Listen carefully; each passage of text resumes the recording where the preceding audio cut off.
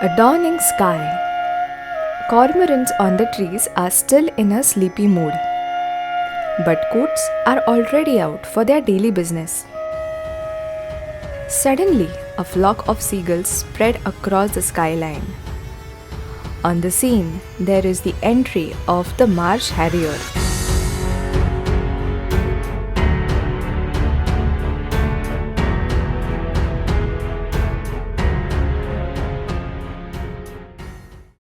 This is the Ujni Dam, built on the river Bhima. The backwater at shallow depth touches Bhigwan, Kumbhargaon and other villages to create marshy land. It is certainly a favorite habitat for variety of fish and many other water creatures to thrive. Such diverse food possibilities attract waders and water birds. With more than 230 species of birds thriving, Bhigwan is now a birds watcher's paradise.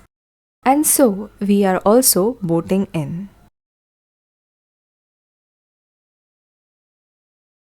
At Ujni Dam, we were able to sight water birds and waders. Water birds like ducks are usually found in deep water, while waders love shallow water and are of two types: perching and non-perching. Perching includes birds like storks, herons, ibis, and spoonbills. They perch and roost on trees and have a well-developed hind toe to give them a firm grip of the branch. They generally nest on trees.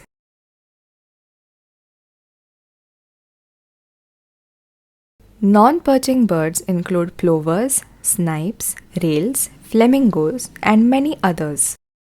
These birds generally nest on the ground. We have 8 species of storks in India.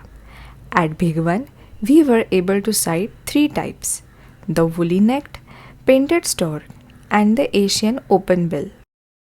Woolly-neck is a medium-sized wading bird in the stork family. It is distributed in a wide variety of habitats across Asia and Africa. The painted stork is a beautiful bird, and it is the only stork with a round and tapering bill. It is a resident and an inland migratory bird. They come here from northern parts of the country, primarily for nesting.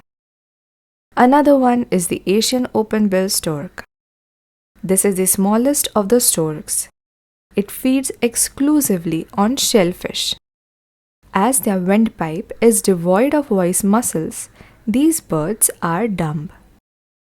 They have invented a sort of language by clattering of the bill, by which they express their emotions. They exhibit powerful flight with regular beats of the wing. 4 species of ibis are resident in India. Bill of ibis is curved downwards throughout. They are omnivores. These birds were known to the ancient Greeks as sacred birds. Spoonbills are found nearly all over the warm and temperate regions. It is a resident marsh bird, feeding in water somewhat like a duck. These birds are omnivores in nature. Herons are the largest family of long-legged predatory perching waders. More than 21 species of herons are found in India. They are certainly great ornaments to a landscape. The large herons fly with a steady flapping of their wings. Herons never get enough to eat. They don't hunt for prey as a rule, but wait for it to come to them, standing with their necks drawn in. Usually, herons curve their necks into an S shape, but during flight, they pull them back completely.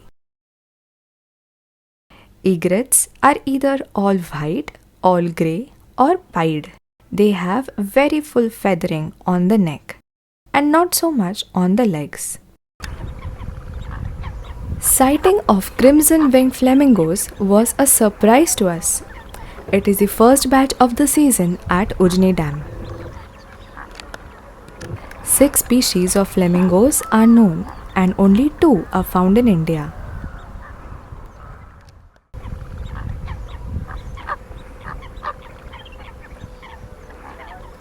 The flapping of the wings is a characteristic of flamingos. Like geese, they travel typically in a V-shaped formation. Within rails, the type of waders that are most common are krakes, waterhen, and coot. They are small in size with pretty colors. In almost all rails, the eyes are red in color. Rails are quite intelligent and are comfortable under a cover. That is why they are hard to find and keep out of sight. They are found in swamps or on floating vegetation. Coot is recognized by its snowy white bill, bright red eye, and forehead shield. The remainder of the bird is a dark sooty grey. The nest is often a floating raft of vegetation surrounded by water. Coot is in fact more like a duck than a rail in many of its habits. It keeps pretty much to open water, prefers swimming rather than walking, and it flies more strongly than most of the rails. Purple moorhen has a stout red bill but is considered as nature's gentleman and quite distinctive in its rich blue attire. Shallow water is a favorite habitat amongst plovers, sandpipers, and snipes. They are very diverse in form and size. Plovers are with short bills, snipes and their allies with longer bills, often very long indeed. This little ring plover is a very long distance winter migratory pretty little bird. It is threatened by degradation, habitat loss, and flood regulation. Their breeding habitat is open gravel areas near fresh water. After breeding in the Arctic, these plovers migrate to spend winter almost halfway around the world with precise navigation. The small Indian pratincoal is a pretty little bird with swallow-like wings. It is a plover. The most unusual feature of the pratincoals is that, although they are classed as waders, they typically hunt their insect prey on the wings like swallow, although they can also feed on the ground. Stilt has enormously long bright pink legs, long wings, and long thin straight bill. The stilt is common in the Indian subcontinent, keeping in flocks and hunting in shallow water. It feeds by rapid pecking of the mud surface. It may sometimes defend its feeding territory against other waders. Indian avifauna is rich in the aristocratic section of the snipe family. Snipe has a very long, straight, round bill. The bill is thickened at the tip so that the whole bill can be rapidly thrusted into the mud in search of worms. The sandpiper is a small migratory wading bird. They breed across subarctic Europe and Asia and winter in the Indian subcontinent. At Bhigwan, apart from waders, we can cite many species of water birds like duck, geese, and cormorants. The word duck means to dive down low as if to get under something. All ducks have highly waterproof feathers. Ducks are omnivore by nature. At Bhigwan, we were able to cite 5 types of ducks. Northern pintail is a dabbling duck. Although found throughout the world, its population is decreasing rapidly. During summer, they are found mainly in the northern hemisphere and spend their winters in the southern hemisphere. Northern shoveler or teal is also a common dabbling duck of the open wetland. It breeds in northern Europe and North America, wintering in Southeast Asia. Those birds wintering in the Indian subcontinent make the taxing journey over the Himalayas. They use their highly specialized bill from which their name is derived. This adaptation gives them an advantage over other puddle ducks, with which they do not have to compete for food resources during most of the year. Rudi shell duck is mostly migratory, wintering in the Indian subcontinent. This is a bird of the open country and it breeds away from water. The rudi shell duck is usually found in pairs and rarely forms large flocks. The Indian spot-billed duck is a large dabbling duck. It is a non-migratory breeding duck that can be sighted throughout freshwater wetlands in the Indian subcontinent. The name is derived from the red spot at the base of the bill. The gargani is a small dabbling duck. It is strictly migratory, with the entire population moving to southern Africa, India, Bangladesh, where large flocks can occur. Like other small ducks, such as a common teal, this species rises easily from the water with fast twisting wader-like flight. Geese are highly social animals, herbivorous in nature. They are the largest waterfowls. Though they are waterfowls, they spend most of their time on land. Geese always fly in the shape of a V to increase the flying range. When the goose in the lead gets tired, another goose takes over the position. Geese are very loyal. They mate for life and are protective of their partners and offspring. The species has been reported as migrating south from Tibet, Kazakhstan, Mongolia, and Russia.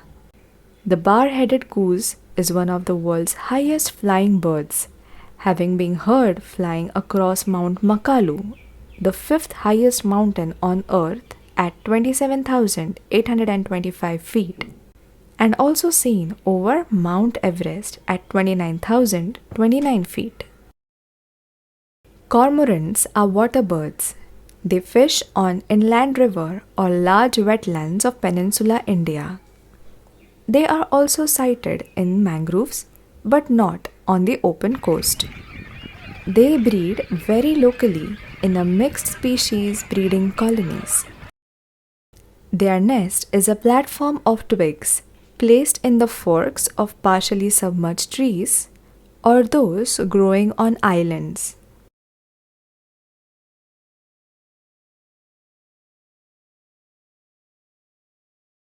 Gulls are neither waders nor seabirds.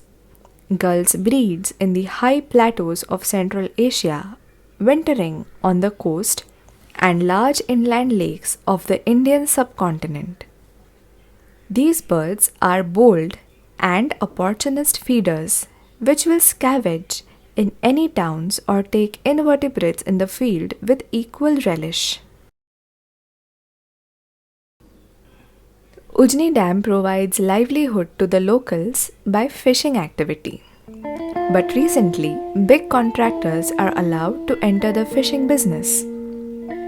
The result is almost 60 tons of fishing per day, leading to overfishing by the contractors. This activity not only sabotages the livelihood of the local fishermen, but also impacts the food security of avifauna.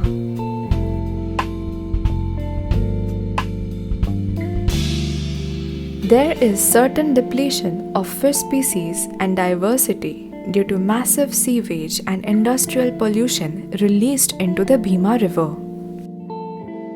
Despite this depletion, the Ujni Dam is good habitat for raptors. A boat ride provides a good opportunity to observe them at a comfortable distance. Raptors have a keen vision to find prey during flight, powerful legs for holding food, and strong curved beak for tearing flesh.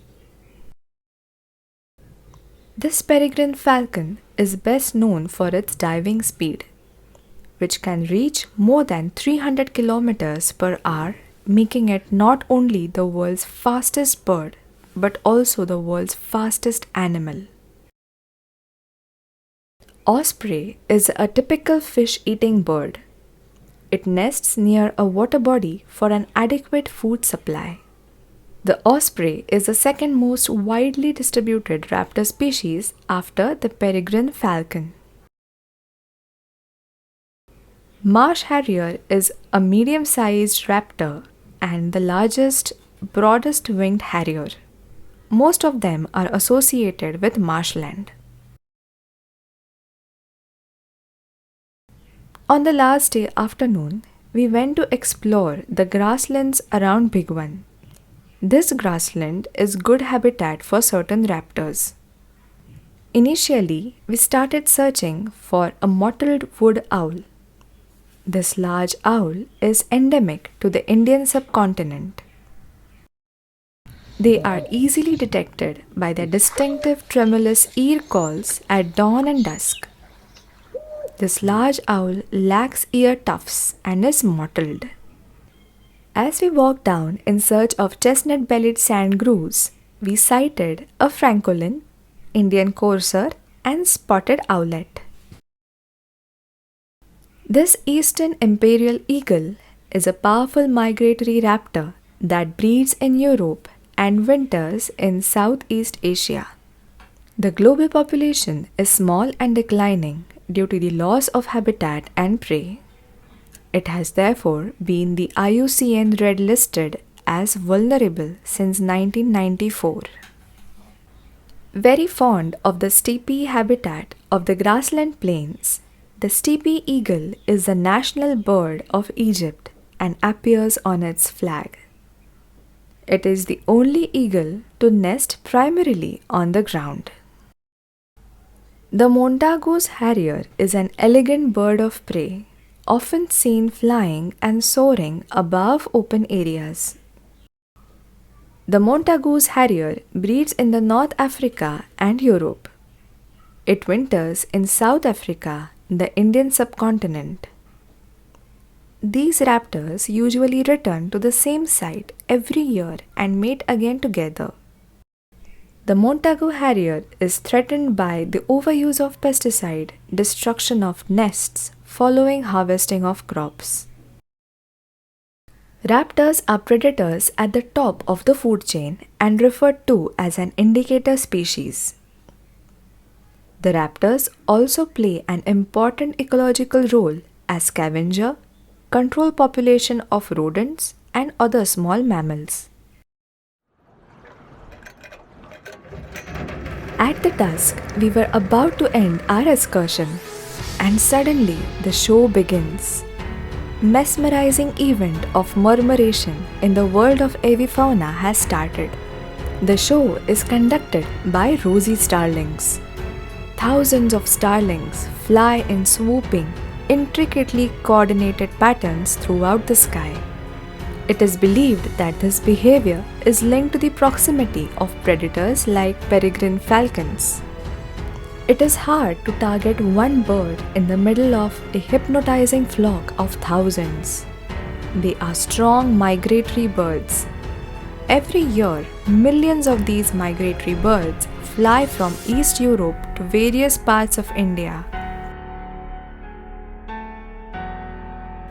Our birding excursion at Ujni Dam thus ends with this spectacular show of rosy starlings.